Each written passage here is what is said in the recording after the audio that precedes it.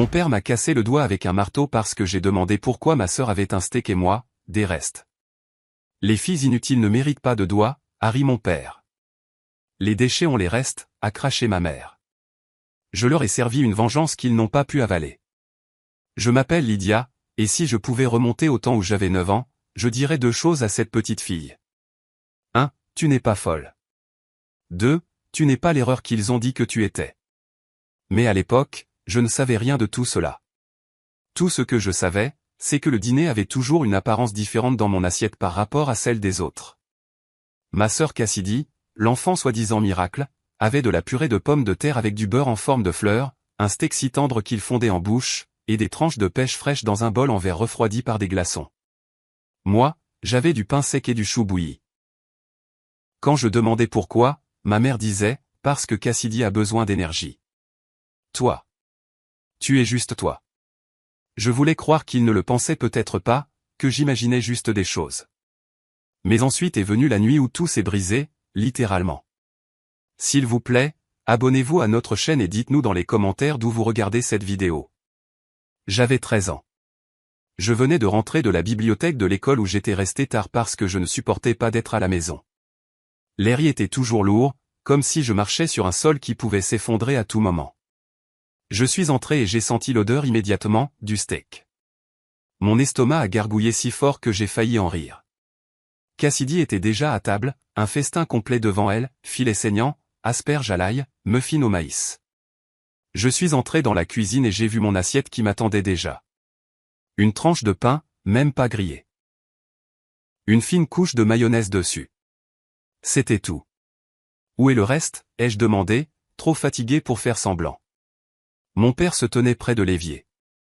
Il n'aimait jamais être questionné. Il s'est retourné. Tu demandes ça avec ce ton? J'ai cligné des yeux. Ce n'est pas juste. Pourquoi Cassidy a-t-elle un steak et moi, ça? Cassidy a gloussé. Peut-être parce que je ne ressemble pas à un rat noyé. Ma mère n'a pas bronché. Mais mon père, lui, s'est avancé d'un pas furieux, comme s'il avait attendu ce moment. Il n'a pas crié. Il n'a pas menacé. Il a attrapé ma main, l'a claquée sur le plan de travail, et de l'autre main, il a pris le marteau rouillé du tiroir à bric-à-brac. Cassidy continuait de mâcher. Ma mère n'a pas bougé. Puis, crac. Je crois que j'ai quitté mon corps. Un autre crac. J'ai entendu ma propre voix crier, mais je ne le sentais pas.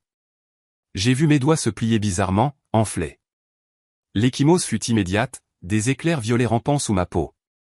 Mon père s'est penché et a murmuré, « Redemande-moi ça. » Je te défie.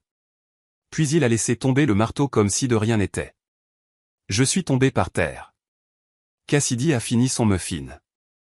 Pas d'hôpital, pas d'excuses, pas de punition. Cette nuit-là, ils m'ont enfermé dans la cave avec une vieille poche de glace et un chiffon humide. Mes doigts me lançaient, mutilés et tordus, enroulés dans un torchon qui puait l'eau de javel. J'ai passé la nuit à trembler, me murmurant de rester en vie. Non pas par peur, mais par fureur. C'est cette nuit-là que j'ai changé. Mes doigts ont mal guéri. Aucun médecin ne les a jamais examinés. Ils ne se sont jamais redressés depuis. Et Cassidy, elle se vantait que l'amour vache rendait les choses faibles plus fortes. Mais voici ce qu'il ne savait pas. Une douleur pareille vous reconfigure. Elle transforme chaque cicatrice en un plan directeur. Il pensait que je me briserais et disparaîtrais. Ce ne fut pas le cas. Au lieu de cela, j'observais. Je restais silencieuse. Je les laissais m'oublier. Et ce fut leur première erreur, car j'ai commencé à prêter attention. Papa avait une routine. Il quittait la maison tous les dimanches soirs à 18h30 précise. Il disait que c'était pour les affaires du conseil de l'église, mais il ne revenait jamais en sentant les cantiques. Maman avait ses propres secrets, comme se faufiler dans le bureau de l'école après les heures de travail. Elle y travaillait à temps partiel et fouillait dans les fonds de donation. Cassidy était leur chérie, mais elle avait plus d'ennemis que d'amis. Elle n'était pas intelligente, juste bruyante, pas talentueuse, juste privilégiée. Et moi? J'étais l'ombre invisible. Mais les ombres apprennent comment fonctionne la lumière. À 16 ans, j'avais lu plus que la plupart des adultes ne le feront jamais. Je faisais du bénévolat au théâtre de l'école pour éviter la maison, j'ai appris l'éclairage de scène, la conception de décors, et même comment faire passer des câbles et des haut-parleurs. Je prenais des notes sur tout.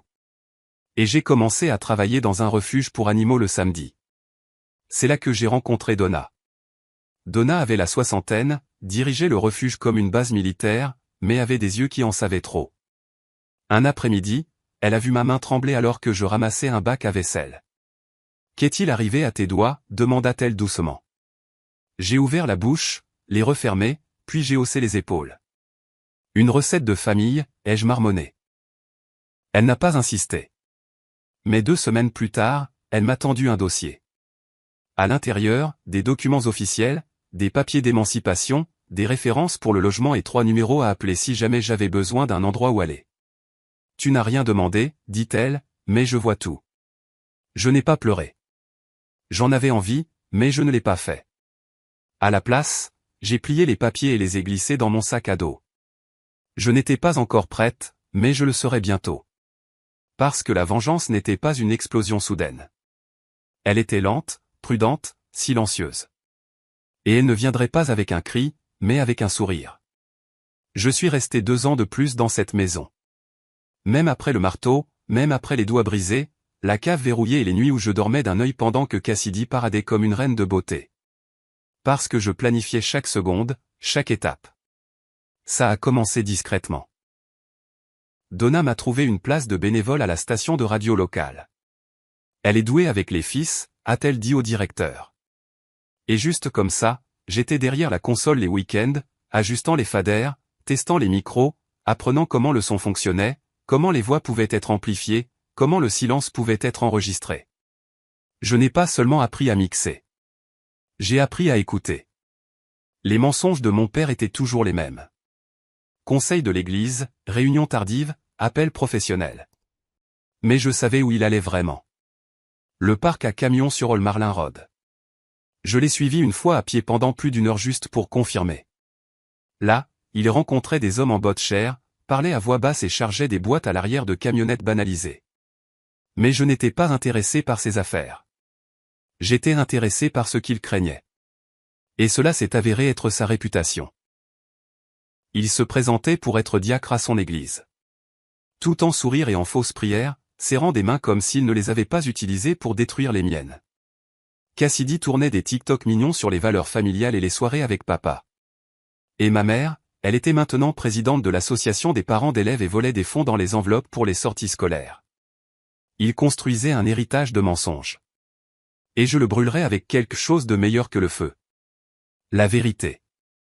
Un soir, alors qu'ils étaient à l'un de leurs dîners de famille chez Applebee's, qui ne m'incluait jamais, j'ai installé un dispositif de surveillance audio bon marché dans le salon, un micro recyclé de la station de radio, caché sous le vieux fauteuil. Il fonctionnait avec une minuterie et téléchargeait automatiquement sur un disque crypté. S'il vous plaît, abonnez-vous à notre chaîne et dites-nous dans les commentaires d'où vous regardez cette vidéo. Pendant des semaines, j'ai recueilli de l'audio. Cassidy se moquant de ses camarades de classe. Maman disant, on va juste piquer un peu dans l'argent de la vente de gâteaux. Personne ne vérifie jamais. Papa riant d'avoir fait si peur à quelqu'un au travail qu'il s'est uriné dessus. Et puis, le moment que j'attendais. Papa disant, cette fille, Lydia, elle n'est rien. À peine humaine. J'aurais dû lui casser la mâchoire quand elle a commencé à répondre. Il était ivre, parlait en marmonnant, fier. J'ai découpé le fichier, fait une copie, puis j'ai attendu. La remise des diplômes est arrivée. Cassidy a eu une nouvelle voiture. Je n'ai rien eu. Pas même une poignée de main. Mais je m'en fichais, car j'étais presque libre. Cette nuit-là, j'ai fait mes valises, scotché une note sur le frigo. Vous m'avez brisé, mais pas pour toujours. Gardez le pain. J'ai une plus grande table maintenant. Lydia. Je suis sorti à minuit, la maison endormie, ne portant qu'un sac à dos et une clé USB. Donna m'a retrouvé au refuge. Elle avait déjà installé un lit de camp et un petit boulot pour nettoyer les chenilles. Je me suis senti plus légère cette nuit-là que jamais auparavant. Mais je n'avais pas fini. La clé USB, elle n'est pas allée à la police. Elle est allée au conseil scolaire, aux anciens de l'église et à l'association des parents d'élèves. 3 enveloppes, 3 séries de détonations soigneusement synchronisées. L'une contenait les archives complètes des vidéos TikTok de Cassidy, y compris celles où elle simulait du travail caritatif pour les vues. Une autre incluait des enregistrements de ma mère plaisantant sur le détournement de l'argent des sorties scolaires pour des plaisirs personnels et se moquant des enfants pauvres endettés à la cantine. Et la dernière enveloppe, le joyau de la couronne, contenait l'aveu de mon père. Cette fille, Lydia, elle n'est rien, à peine humaine. J'aurais dû lui casser la mâchoire quand elle a commencé à répondre. Le jour même où ces lettres ont atterri sur les bureaux, j'ai mis en ligne un podcast. Un seul épisode, juste ma voix, intitulé La fille laissée pour compte. J'ai dit la vérité, chaque parcelle. Pas de nom, pas de calomnie, juste mon histoire enveloppée dans une narration calme, avec une musique de fond douce de la station de radio. Ce n'était pas de la rage, c'était de la paix. Au coucher du soleil, l'épisode avait 2000 téléchargements, puis 10 000. Puis il est devenu viral sur TikTok grâce à quelqu'un qui a extrait la phrase « Quand vous brisez les doigts d'une enfant, vous lui apprenez à taper sa propre vérité ». Cette phrase est devenue une tendance. En une semaine, ma famille était en feu. Pas littéralement, mais socialement. Les sponsors de Cassidy l'ont laissé tomber. On a demandé à maman de démissionner de l'association des parents d'élèves. Et papa, l'église a voté pour le retirer du conseil. Il ne savait pas d'où cela venait. Il a blâmé les haters d'Internet. Il n'avait aucune idée que c'était moi, car je n'ai jamais utilisé mon nom complet. Je n'en avais pas besoin. La vérité portait son propre tonnerre. Et je n'avais pas encore fini. Parce qu'une chose restait, la maison. Celle où j'avais grandi, où j'avais été enfermé dans la cave, où mes os avaient été fracturés. Où le silence était une monnaie et la douleur, un meuble. Il me restait une dernière chose à faire. C'est un mardi que j'ai vu l'annonce être publiée. Maison de 4 chambres à rénover. Propriétaire cherchant une vente immédiate. Offre bienvenue. L'adresse, ma vieille maison. Il s'est avéré qu'après que papa ait perdu son titre à l'église et que les revenus d'influenceuse de Cassidy se soient taris, les choses sont devenues difficiles. Ils ont cessé de payer l'hypothèque. Puis sont venues les lettres, puis l'avis de vente aux enchères. J'ai regardé tout cela se produire en silence. La maison où j'avais grandi, celle où j'avais nettoyé le sang sur le sol avec ma main gauche alors que la droite était encore cassée, avait maintenant 18 000 $ de retard de paiement et supplié pour un acheteur. Alors, j'ai demandé une faveur. Le cousin de Donna travaillait pour une organisation à but non lucratif qui aide les jeunes en transition à acheter leur première maison grâce à un programme de subvention jumelé. Il cherchait quelqu'un de fiable, quelqu'un avec un objectif clair, quelqu'un qui était passé par le feu et savait comment construire à partir des cendres. Je leur ai envoyé mon épisode de podcast, juste ça. Ils m'ont approuvé en moins de 48 heures. Une semaine plus tard, je suis monté sur ce Porsche pourri, un presse-papier à la main, un nouveau sweat à capuche bien zippé, et j'ai signé le contrat d'achat. Ils n'ont même pas su que c'était moi avant que j'emménage. J'ai attendu le jour de la signature finale. La pelouse était encore jonchée de cartons, Cassidy pleurant au téléphone, papa criant sur quelqu'un que tout cela était faux et qu'ils étaient ciblés. Je suis passé juste devant eux, une clé à la main. Cassidy s'est figé. Quoi? Qu'est-ce que tu fais ici? Papa a levé les yeux, le regard injecté de sang, la bouche ouverte. Je me suis tourné vers eux deux et j'ai souri d'un sourire calme et dangereux. Je vous avais dit que j'aurais une plus grande table. Puis je suis entré. Le silence était délicieux. Ils sont restés là, stupéfaits, tandis que la porte se fermait. Cette nuit-là, je n'ai ni dansé, ni crié, ni mis la musique à fond. J'ai déballé une seule chose. Une table à manger toute neuve, en vrai bois, payée avec mon propre argent.